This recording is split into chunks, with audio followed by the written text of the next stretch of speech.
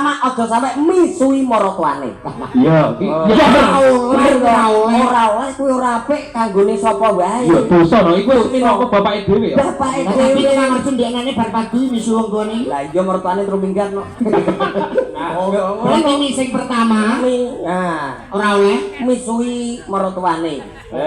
di Mas Manten kali Mbak Manten dadi dirungokne ya omongane blekok moncret sita iki. Blokok moncret. Boten bengok moncret Mas. Apa? Ketek ogle. Tenang. Apa iki malah yo? Oh, apa iki itu juga ketek. Ning kudu tenan lho ya. Rungokne piyai sepuh kathah lho iki lho. Mi sing pertama ora oleh Misui maratuane. mi sing nomor loro. Aja sampe minum minuman keras. Apa meneh kaya es batu. Lebih keras kok Minuman keras yo koyo dikirim. Lha niki Pak Dalan ya. Nggih. Dikirim. Ya dikirim. Aku apa? Lah menika Mbah Suwarno menika termasuk tim sukses pada malam hari. Pada malam ini. Mbah Gondo Suwarno. Mbah Gondo matur sembah nuwun Mbah. Menika senior kula nggih, bapak kula nggih Mbah kula. Niki senior. Kula Surya mawon. Maksud iki yo sing tak enut ngono lho, Mas. Sepuh ora ketok aku yo melu ngaji ilmu. Lah yo wis sepuh dipuji-puji di apa kuwi Sugya ditukokno kutub. Kok kutuk ya. Wah, itu tukokno aja suah. Lho, mi sing nomor loro. Mawon to. Minuman keras gak apik. Biyen Mas Manten iki nak mendem-mendeman mesti sing wedok kok nesu dadi tukar padu. Lho yo contone aku bojoku wae minggat kok. Ngono. Berarti contohnya sampean. Contohnya sampean Contohku aku mbiyen ki tukang ngene, saiki wis alhamdulillah. Ngeten. Oh mbiyen sak gelas saiki sak galon. Tambah oke. Lho ora apa-apa. Ora apa-apa piye? Kuwi mendem kok ora apa-apa lho. Oh kanggo kesenian. Nutur iki ya kaya aku anakmu mendem sing SMA kae. Ben duwe seni urip kuwi. Apa? Lho ben uga ngaji terus. Oh, terus kanggo aku nek kanggo wong-wong ya ben ngaji terus. aja. Aja. Ya wis iki tak tutupno ya. Iya. Iki mengan telu. Mi telu Mas e. Sing nomor telu. Nomor telu aja sampai mijeti bojone tanggane. Ketake kok kowe ya, Bran. Lho, Dengan kasus aja mbok wadakno aku. Iki ketoke tunggu tutur lakonmu kabeh, Bran. Ya ben to lho. Dadi dinggo contoh aja sampai di mijeti bojone tanggane. dadi kok nak mijeti bojone tanggane itu nanti jatuhnya dari perselingkuhan. Ya aku sangger dadi ababe perselingkuhan ngene iki kan gawe to, Bran. Iya. Perselingkuhan kan iki nganu ya. Becang ganteng sok ababe kaya pergiling bosok. Aku wis tak obong mau lho. Lha nggih sakinah mawaddah warahmah kage kedua mempelai. Ngono awake dhewe iso kuwi tuturmu sithik ra jelas. Alah nyapa kowe kok tutur biring kowe ya rabi pindho kok. Pindhone paling tidak ilmuku wis tuwur, wis tuwek. Tuwek apa tiba ping 7 ning jeding ngene. Mas tuwek wis anu lho. Oh iya ya wis nah aku ki kanggo Mas Manten karo Mbak Manten kuwi wis ora sarena-rena. Lah nyapa? Sebut anggere nglakoni mo 5 iki wis dadi apik. Pintu mo 5. Kuwi dilarang oleh negara dan agama. Mo 5 kuwi apa wis to aku nduk ngomong rampung. Iya Mas Muhammad. Mo 5 ki enek tegese Mas Kampret. Piye Mas Muhammad Risil? Muhammad apa? Muhammad Risil. Lho, lha kok eling men.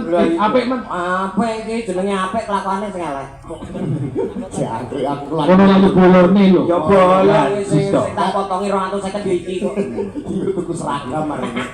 Mo 5 ki enek tegese Mas. Ora kok terus mo 5 ki madat main metu ora. Lah napa? Mo 5 ki tegese mo sing yang pertama M sing pertama M apa? Wong wedok Mbak Manten kudu iso mlumah. Wah iya lah kuwi ya wis tugase wong wedok nek wis dadi nganten. Kuwi wis tugase mak. Mesti ngene iki lho ra iku ambok. Ora enak wong omongan urung rampung wis ditupet sik kok. Lah iya no. Mlumah ki tegese wong wedok kudu iso nampa kayane wong lanang. Pamane sing lanang kerja teko omah kesel pundi Mas kayane diparingi pelek terus iki. Padha karo bojoku ya. Aku saged entuk 100 kili langsung tak weno selawe. Lho. Ya Yo kabeh, yo kabeh. Kebutuhan liyane piye? Ora nggo isa-isa nggo blonjo. Masih nggo mangan. Ala nyapa selawe dadi weno sing awake dhewe yo nyimpen 75 kudu ana kenakalan Mas. Kowe ngono kuwi mesti ngono kuwi aja sampe aja ditiru ya Mas Manten yang ngene iki ra matuk. Dadi wong lanang wong wedok ki dariyane wong lanang. Tuk kaya pira-pira dibrek Iki kok ya dienggo kebutuhan keluarga. Ya aku biasanya jam 2 ibrek.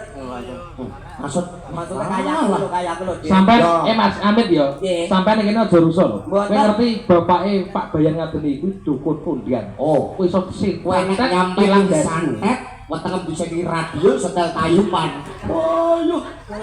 Iwit biyen mulo gak malah dewan. Ya Mas. Ini piye mulo ya Mas. Aku kok malah eling gembrung.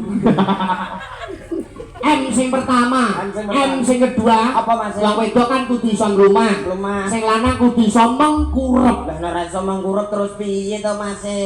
Apa dengkean apa piye? Mesti iki pikirane kotor. Oh, nganu mboten saged pikiran tinggi. Pikirane seksi nek iki. Apa to? Makan sek kurang gizi iki. Kurut ini. Mas, Matrisil, Nggih. coba kopi sedelok ning guri. Tak kopi nek jedil. Aku saged melok wong iki kok mesti kono-kono iki. Ngene ta? Ala pisane Pisan rok kena.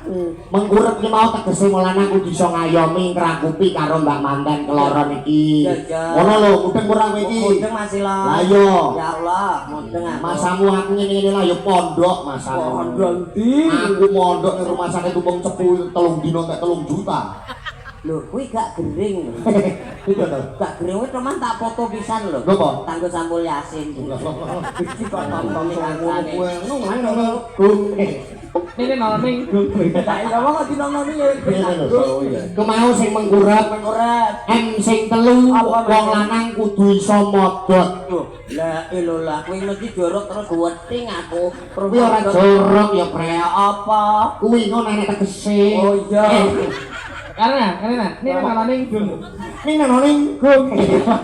Sawana nih dalan kuwi nek pas iki. Modot tegese lanang kudu iso ngodot-ngodot kayane Mas Fred. Dadi duit. Duit 20 diodot. Maksudnya duit ki aja boros Nggih, lho, dadi Mas. kayane lanang iki dikene sing wedok dicentelke mbok dadi apa. Ah, wis ora urusannya. berguna. Oh, ditendelke.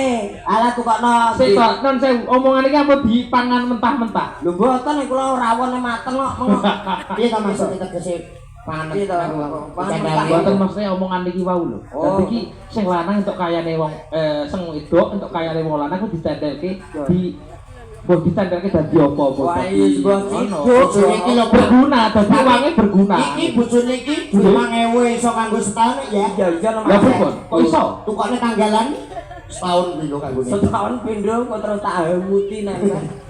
modot mau. Wah, iki jek modot kuwi ya. Wis modot telu to. Ya wis telu. Terus sing M sing papat apa, Dik? mlebu. Wah, lek kuwi ya senenganku. Lho, sik to. Piye to? Apa-apa ki mbok sing positif iki. Jelasno karo Kulo niku ra ketang anu. Napa? Nah, iki lho, Kulo niku jek tak cilik lho. tak cilik. Tak cilik kok dalang. Lho. Dalang ini mboten diukur saking tak cilik lho. Tak cilik niku nek mun sinau wayang iki tetep dia dalang. Diukur ki apa? Niki dawuh saking guru kula. Sampeyan cilik kaya apa tetep dalang. Lah, aku ora cuwilik iki mung ning kamar mandi tak enceng cuwilik. Kok tonton wong. Ora sing kuwi, Tro. Maksud iki yo iku mau lho. Raketan cilik iku tetep padha. Umure cilik ngoten. Nuwun sewu. Lah sing dene jenengan ora cilik guyu ae lho, Pak. Iki ngapa to jane? Etoke wong enak. Aku kene kok kering-kering. Aku umpama aku milih sing yo sing iki lho, Dik. Lah ngopo? Wah, yo kok. Yo. Sinden iki tau ki mang to. Nyapa? Aku kan tuku teko ya sore mau. Iya. Iki do ning kamar mandi. Kayak kamar mandi kuno ke mau kan keramikan. Iya. Mukuyo beda-beda. Masa ta? Beda-beda. Sing iki. Sing iki to. Iya biasa umum memang. Jenita iki. Ngono Oh, to. ngono ya. Sing iki Sing kuwi. kuwi to. Iya. Latar. Sing iki yo. Piye? Iya to. Serata perasaan apa nih? Suarane. Kayak ini kompresor Iya, iki. ana kompresor. Barang sing uyuh sing iki lho. Piye? Abane koyo kelas. Piye? Masa ta? Nyapa ya iki lho. Oh, nek iki gak apa-apa, malah sing iki nek nguyuh beda neh. Ono krungu? Krungu. Piye? Puyok. Kok piyak piye to? Ono tak kira ono. Anding omahku ki malah nganu wong tuwa to. Nganu yo nang sing opo iki mau. Ya. Lah kok suara neng ngono ki. Wah, Uyuh talang. iya seng kok. Nggih ngapunten nggih, Bu Puyok. Kok buyak? Tombok. But. Niku nggih termasuk ibu kula lho. Sampeyan wis salim lho.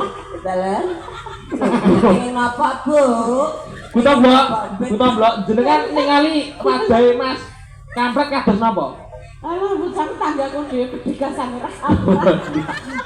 Olah Fred. Waktu wong iki nak ngampleng apa ngeplak ngono aku gak patek om piye ngono Pret. Ya gak patek terus. Sing tak patiri nak ngidoni. Lho, iki blijo lho gitu. Iki jane sawo kembang apa. Mas Kampret masih lho niki ten Nawolo. Ento kalau napa meleh. Seo, terakhir ku Oh, tak urung bar. Oh, udah dibarke. Ya Allah, setelan urung Belum bar kok ku nyatet sama sore utuh rek andone. Iya masih lah. M sing papat kan mlebu. Sing nomor 5 ya. Nomor 5 gangsal. Mangris mlebu terus metu. Wah, iya mesti horor gedeng aku. Ora. Aku mesti gedeng aku. Horor mesti gedeng aku. Tuh, Mas. Apa kuwi Metu ki ya ngetokne kayane intine sedekah. Sedekah, Dadine ya. heeh. Sedekah iki ya apik dhewe, ora lokak ning saya kebak. Dadi gemah ripak, anggene bersama sama abangan ojo mau pokoke. Anggene pun bebrayan iki dadi keluarga ingkang sakinah mawaddah Mawaddah warahmah kaya keluargaku. Ngono lho.